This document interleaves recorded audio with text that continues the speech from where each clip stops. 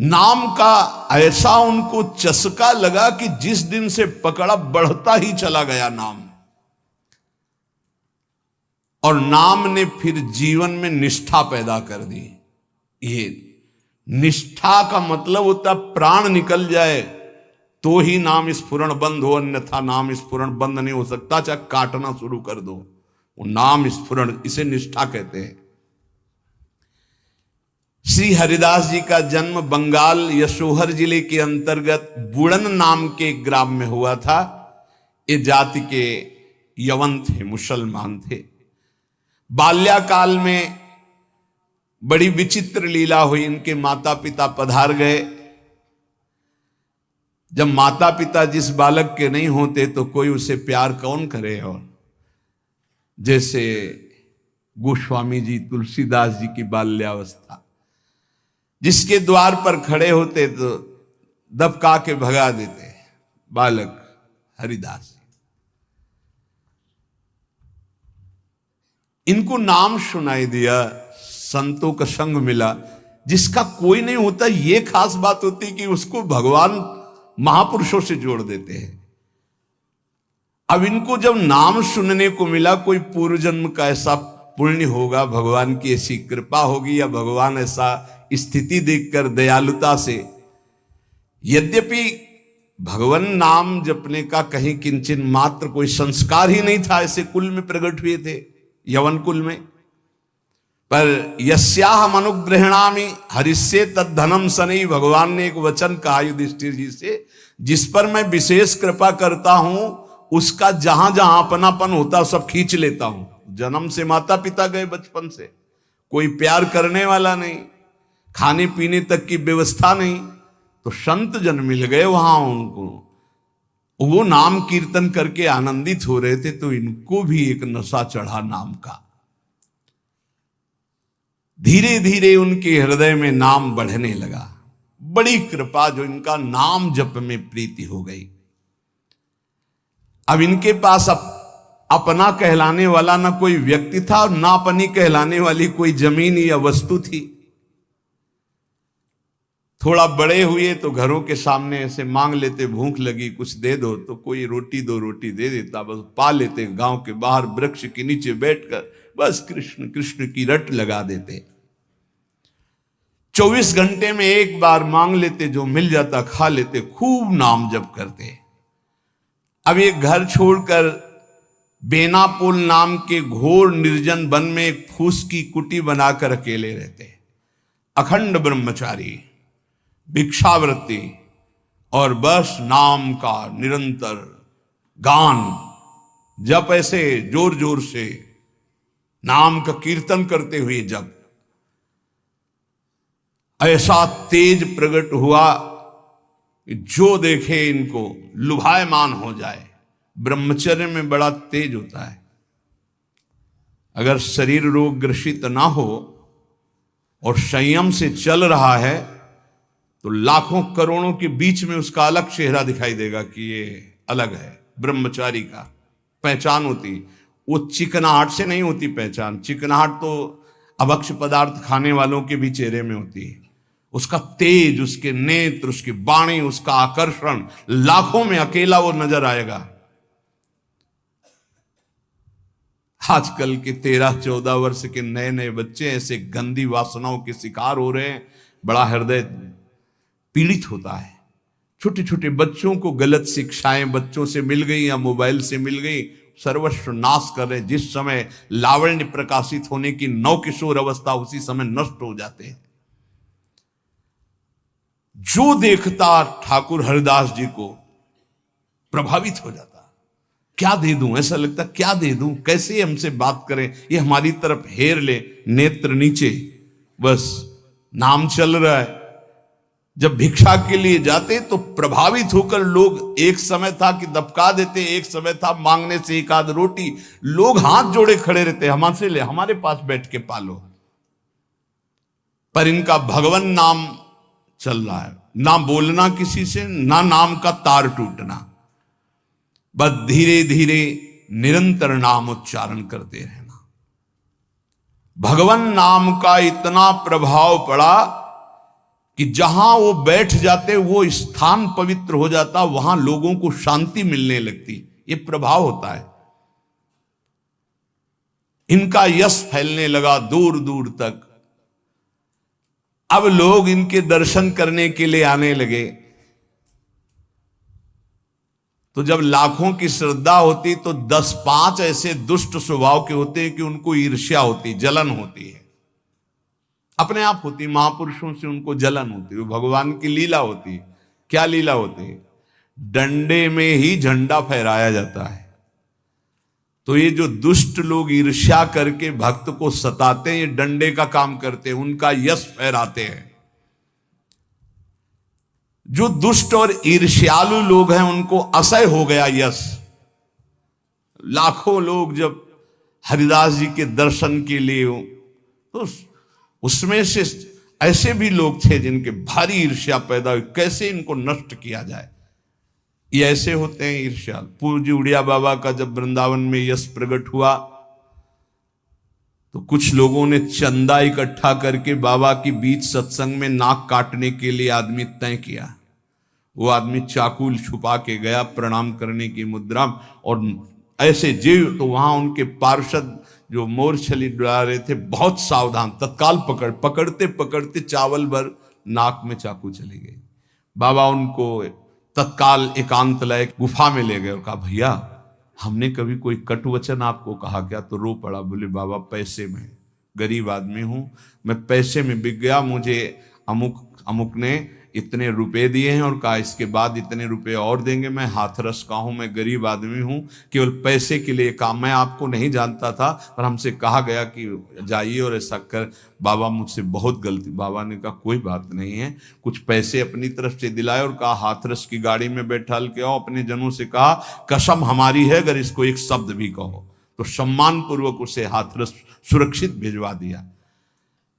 अकारण द्वेष मानने वाले पैदा हो जाते हैं जब किसी का यश होता है। कैसे इनका यश नष्ट हो? ये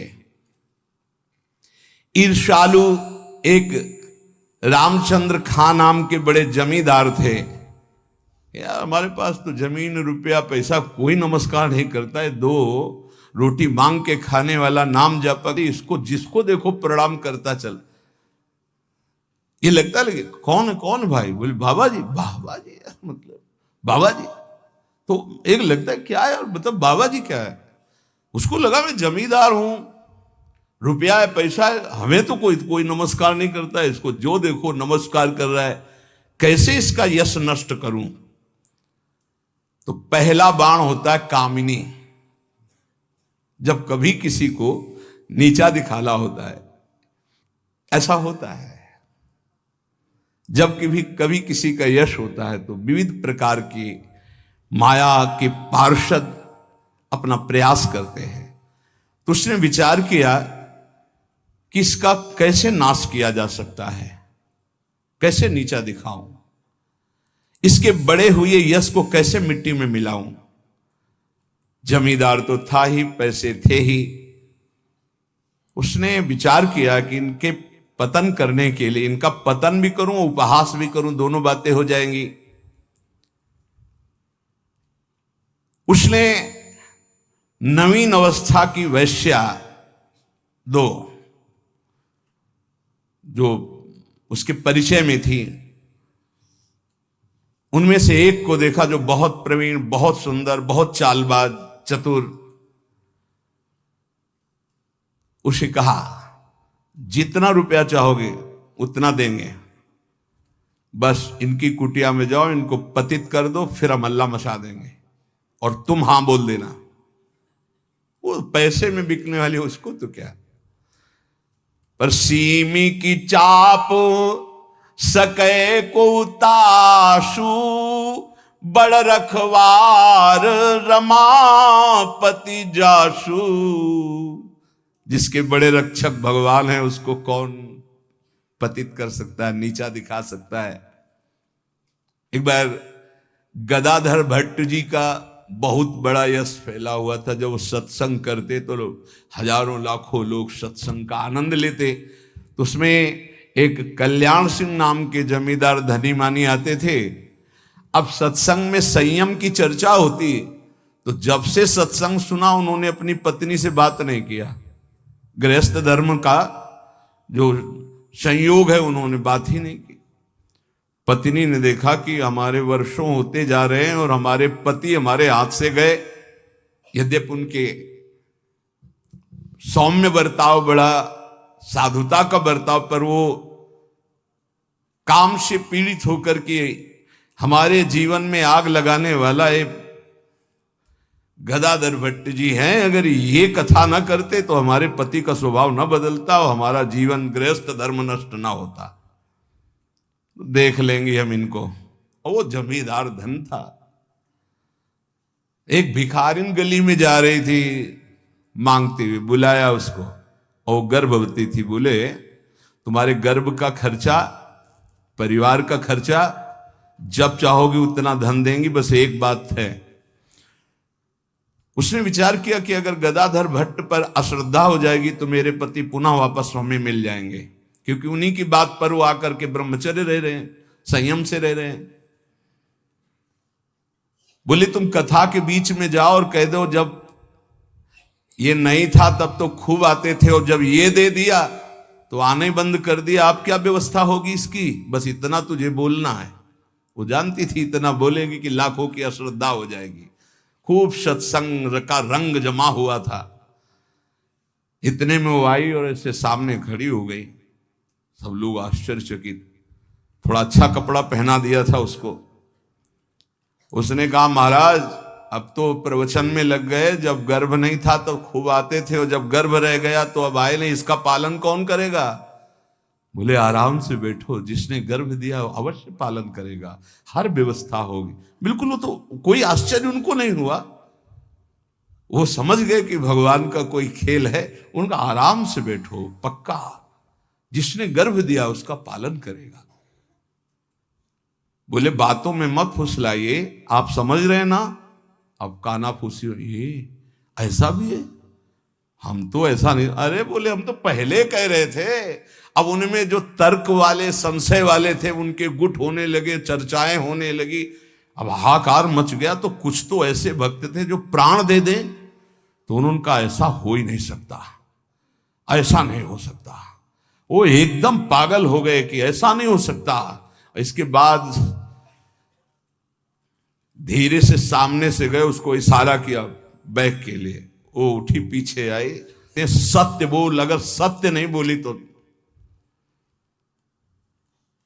उसने कहा कि हमें क्षमा किया जाए। जब भय चारों तरफ से 50 आदमी श्रद्धालु कि मैं मर सकता हूं लेकिन मार नहीं सकता, ऐसा समझ गई कि मार डाली जाऊंगी। तो उसने कहा एक कोई कल्याण सिंह गए इनमें कथा सुनने वालों में, तो राजपूत थे तो तलवार सब। वो हाँ मेरा नाम। बोले तो आपकी पत्नी ने इतनी हमको स्वर्ण मुद्राएं दी है और इतनी बाद में देने, केवल ये बोलने को कहा था, सो मैं बोल चल सभा में बोल। सभा में बुलवाया और भागे अपनी पत्नी के। गदाधर भट्ट जी ने कहा यही कथा सुना। अरे वो तो विकार से पीड़ित हो रही, तुम तो सत्संगी हो, धैर्य धारण को कुछ नहीं। क्या ये भगवान की अनुकूल प्रतिकूल माया की लीलाएं होती रहती। शांत। पुनः सत्संग शुरू। और कहा मैं वचन दो हमारे सामने कि तुम अपनी पत्नी को एक शब्द भी नहीं कहोगे। और देखो गृहस्थ में संयम का ब्रह्मचर्य रहा जाता है, उसमें अखंड ब्रह्मचर्य नहीं रहा जाता। पाणी ग्रहण किया है तो संयम पूर्वक, जितना आप प्यार पूर्वक संयम से ब्रह्मचर्य रहो, फिर गृहस्थ धर्म का समझाया उनको। तो ये बड़े बड़े महापुरुषों के जीवन में होता है। रामचंद्र खां ने एक वैश्या से कहा तुम जितना रुपया मांगोगे देंगे, इनको भ्रष्ट कर दो, फिर हल्ला मचा देंगे, फिर इनका सब यश धूल दूषित हो जाएगा। पर उनको ये नहीं पता था कि ये भगवान के दास हैं, इनकी सुरक्षा स्वयं भगवान करते हैं। करो सदा तिनके रखवारी, जिम बालक राखे महतारी। जैसे मां दिखाई नहीं दे रही, बालक खेल रहा है, लेकिन पक्का मानिए मां की दृष्टि वहीं है, अपने बच्चे पे है। कहीं कोई ऐसी बात ना हो जाए जो हमारे बच्चे को दुख हो जाए। वो कार्य करती हुई एक दृष्टि में देखती रहती है। मेरे प्रभु अपने जन को हर समय देखते रहते हैं, हर समय से। जहां मेरा भक्त चरण रखे वहां रखूं मैं हाथ। बस लीला समझ पाना बहुत कठिन है भगवान की। संपूर्ण संसार एक तरफ विरोध करने लगे तो भी भक्त का बाल बांका नहीं हो सकता। जो होगा विधान भगवान की तरफ से होगा। पर नीच पुरुष अपनी नीचता से बाज नहीं आता। उसने 16 वर्षीय वैश्या को, जो बड़ी रूपवती थी, बड़ी प्रवीण थी, चालबाज थी, चतुर थी, उसको खूब श्रृंगारित करके भेजा, जाओ और उनको भ्रष्ट कर दो। जंगल में रहते थे। उसको भी गर्व था कि कोई ऐसा पुरुष पैदा नहीं हुआ जिसको मैं चाहूं और भ्रष्ट न कर सकूं। पर उसको क्या पता था कि परम पुरुष का दास ऐसा होता है। हरिनाम में डूबे हुए श्री ठाकुर हरिदास जी उसकी कुटिया में गए। ठाकुर हरिदास जी ने कृष्ण कृष्ण कृष्ण, शांत बैठे हो अपने कृष्ण कृष्ण, बार बार बोलना चाहती कुछ बात कर, हरे कृष्ण हरे कृष्ण। सुबह से गई पूरी शाम हो गई, कृष्ण कृष्ण कृष्ण। जहां वो कुछ बात करने को होती, मां हमारा नाम पूरा हो जाए, फिर वहां 1000-2000 नाम थोड़ी, लाखों की संख्या में 3 लाख नाम तो जोर जोर से जपते थे। वो बार बार बैठी उनकी मुख कांति को देखती रहती, बैठी रही। शाम हुई, सोचा रात्रि में बात तो हो ही जाएगी। वैसे तो 3 लाख नाम जप करके फिर लघु शंका आदि कभी उठते, आज उठे ही नहीं, पूरी रात्रि भी नाम चल रहा है। वैश्या फिर गई, श्रृंगार वंगार करके फिर दोबारा आई, फिर नाम कीर्तन। जब बीच में बोलने की बात करती तो हरे कृष्ण कृष्ण। कितनी कृपा वैश्या के ऊपर। ऐसे महापुरुष को बराबर देख रही, उनका नाम सुन रही। तीसरे दिन एकदम विचलित होकर के, आप हमसे बात क्यों नहीं करते? रुके, हाथ जोड़ा और कहा आपसे अच्छे से बात करूंगा, हमारी नाम जप की अभी संख्या पूरी नहीं हुई, उसको पूरी हो जाए। ऐसे अमृतमय वचन की हृदय एकदम हाय मच गया। ये क्या? वैसे मैं पापनी हूं, नीच हूं, गंदा आचरण करती हूं, ऐसे महापुरुष के लिए गंदी बात सोच रही। 3 लाख नाम की फिर तार चल पड़ा, हरे कृष्ण। उच्च स्वर से रोने लगी वो, शुरू हो गई हरे कृष्ण हरे कृष्ण। साथ में हरिदास जी ने देखा, हा अब क्या महापुरुषों का प्रभाव। हरिदास जी अब बोले, हा अब बात कर सकती हो। तो बात करने लायक नहीं रह गई थी। अश्रुप प्रवाह चल रहा था और कृष्ण नाम चल रहा था। उठी और चरणों में लौट गई, का धिक्कार है मुझ निज पापनी को कि आप जैसे महापुरुष के लिए मैंने गंदी बात सोची, मुझे क्षमा कर दीजिए। चिल्ला चिल्ला करके रोने लगी। उन्होंने कहा, दुखी नहीं होना, मेरे प्रभु तुम पर बहुत कृपा किए हैं। वो आंखों से आंसू बहाती जा रही, गदगद कंठ से कह रही, पतित पावन आप मुझे स्वीकार कर लीजिए, मैं आपकी चरणों की दासी हूं। आप तो अहेतु की कृपा करने वाले परम दयालु हैं। आप पात्र और अपात्र का विचार न कीजिए, मुझ जैसी नीच को स्वीकार कर लीजिए। और चिल्ला चिल्ला के रोने लगी। हरिदास जी ने कहा, जो नाम सुन रहा है वो नीच कैसे हो सकता है? उन्होंने कहा, आप मुझे जानते नहीं, मैं वैश्या हूं, मैं लोक निंदित हूं, मैं बहुत ही गंदी हूं, मैं खोटी बुद्धि से आपको भ्रष्ट करने आई थी। हरिदास जी ने कहा, इस समय आपके हृदय में क्या है? बोले, भगवान बस आपकी दास्ता, आपके आदेश का इंतजार। मैं क्या करूं, मुझे आदेश कीजिए। मैं नीच कैसे पवित्र हो सकती हूं? मैं आपकी शरण में हूं, आप मेरा उद्धार कीजिए। हरिदास जी ने कहा, देवी अब तुम वैश्या नहीं रही, उठो। मेरे प्रभु बड़े पतित पावन हैं, उनका नाम उनसे भी महान है, क्योंकि प्रभु को अधीन कर लेता है। मेरे प्रभु के नाम में कोई भेदभाव नहीं, कोई भी जप सकता है, कोई भी अपना परम कल्याण कर सकता है। मेरे प्रभु के नाम में इतनी सामर्थ्य है कि कोई इतना पाप इकट्ठा ही नहीं कर सकता जितना नाम में पाप नाश की सामर्थ्य है। तुमने जो पाप कर्म से पैसा पैदा किया है, आज से उसका प्रयोग मत करना, उसे हटा दो, उसे दे दो, गरीबों को बांट दो। और आज से तुम जो ये 3 दिन से नाम सुन रहे हो, इसी नाम को रटो। देखो, ये नाम तुम्हें परम पावन कर देगा। वैश्या ने कहा,